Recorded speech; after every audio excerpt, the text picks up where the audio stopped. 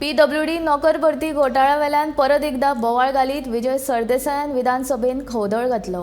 घोटाळ्या संदर्भात दक्षता खात्यान 3 वांगडी समितीन तयार केल्लो अहवाल सभाघरांत सादर करून या घोटाळ्याची भौशीक बांदकाम मंत्री निलेश काब्रालान खोलायेन चौकशी करची आनी हो विशय वाऱ्यार सोडून दिवचो न्ही अशी मागणी विजयान केली.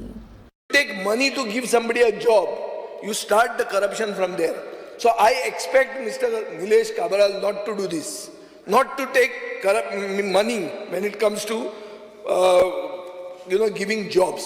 That I expect from him, and I feel he will not take. Although I am from the opposition, it's easy to make accusations because this is a report in my hand and which very clearly indicts this government.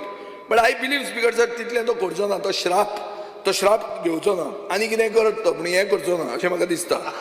Speaker sir, आतां फायंडिंग्स आहा, फायंडिंग्स कितें म्हणटात? फायंडिंग्स म्हणटात की discrepancies in the mark obtained by some candidates.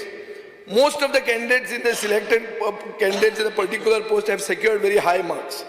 Evaluation of answer sheet is not appropriate, as in some candidate the candidate has failed to fill the seat numbers. मागीर बरयलां speaker sir, पेनां different आहा.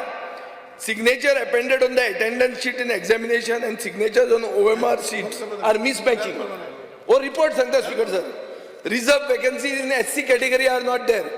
Speaker sir, हे सगळें पळयलें जाल्यार even the reservation constituted mandated under the constitution has not been implemented properly, speaker sir. So there is a criminal angle and this responsibility has to be fixed. It has to go to the anti-corruption bureau. He says this, speaker sir. And the last report jo aha X, which chief minister agrees. He says that the entire process should be declared null and void and scrapped ab initio.